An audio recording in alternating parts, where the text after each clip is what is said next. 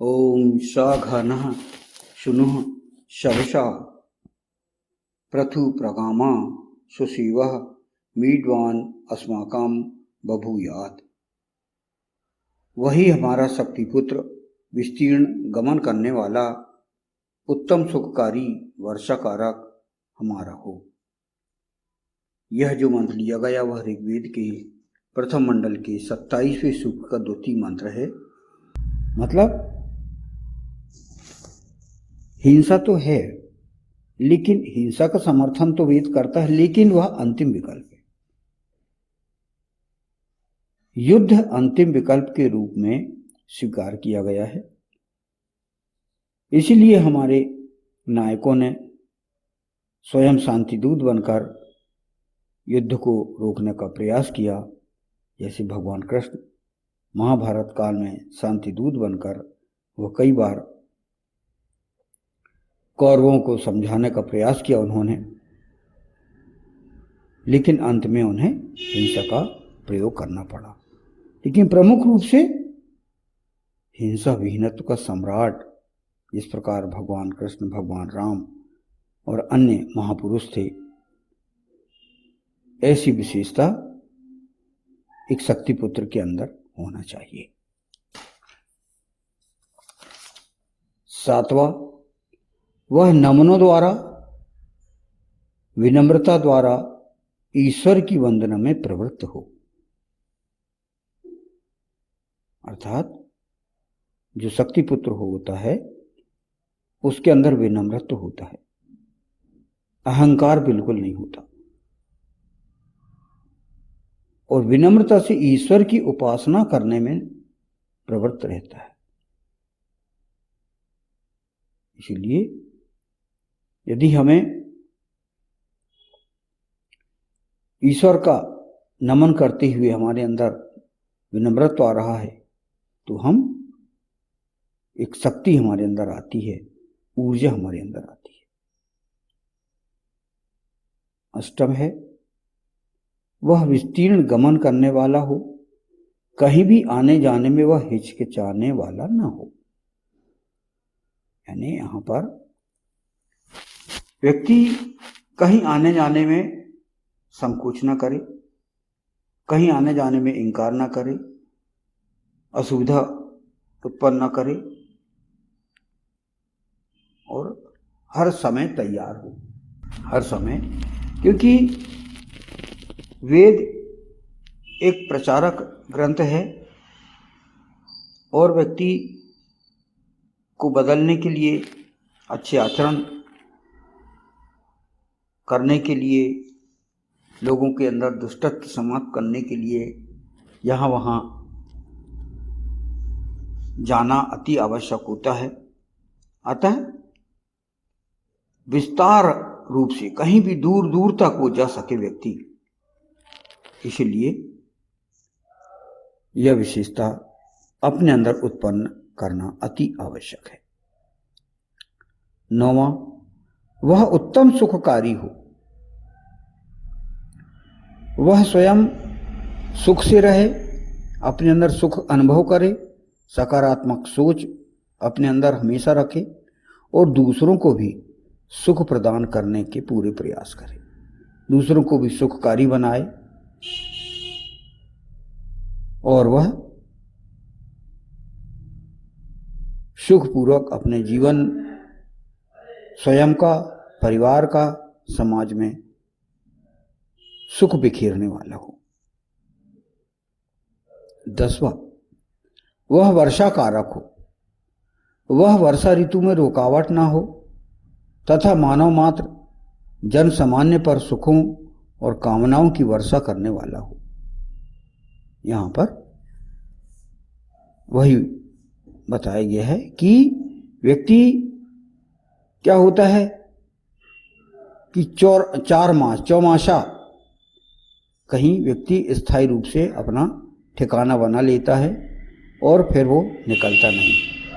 लेकिन इस मंत्र के आधार पर यह कहा गया है कि आप वर्षा ऋतु में भी अपना आवागमन बंद न करें। जनहित के लिए विश्व हित के लिए आपको यदि वर्षा ऋतु में भी निकलना हो बाहर, नदी पार करके, समुद्र पार करके, तो आपको जाना चाहिए। उसमें आप अपने अंदर आप रुकावट पैदा न करें। मानव मात्र और जन सामान्य को सुखी बनाने के लिए उनकी कामनाओं की वर्षा करने वाले आप हों। अतः आप वर्षा कारक की आपके अंदर विशेषता होनी चाहिए। तो ये 10 विशेषताएं यहां पर बताई गई हैं कि एक शक्ति पुत्र को यहां संबोधित किया गया है कि हे शक्ति पुत्र, यदि तुम्हें ईशान का पालन करना हो, ईशान की आज्ञा का पालन करना हो, वेदों का पालन करना हो और इस सृष्टि में वेद की व्यवस्था का संस्थापन करना हो, तो स्वयं एक शक्ति पुत्र बने, शक्तिमान बने और जन सामान्य को भी शक्ति पुत्र बनाने के पूरे प्रयास करें। इस मंत्र का अगला फुटनोट है, हमारा हो अस्माकम बभूयात।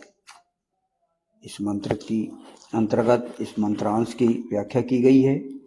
हमारा हो अस्माकम बभूयात, अर्थात वह ईशान ब्रह्म परमात्मा का आज्ञाकारी हो।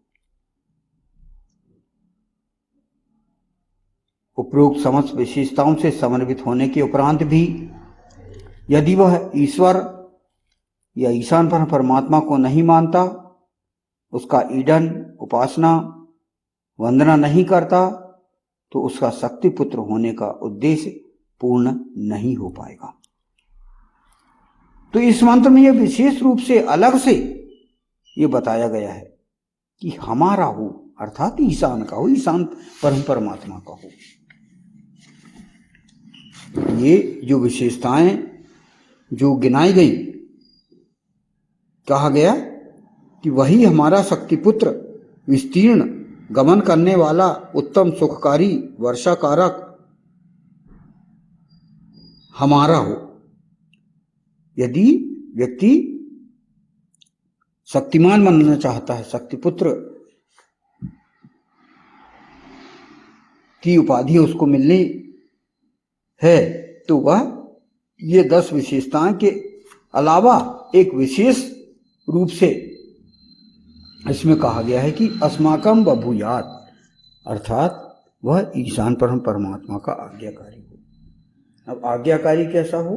अर्थात वेद के जो सिस्टम है, सिस्टम ऑफ लाइफ है, उसको मानने वाला हो, वेद पर आचरण करने वाला हो, वेद के 20,416 मंत्र उस पर पूर्णतः आचरण करने वाला हो और ईशान प्रणिधान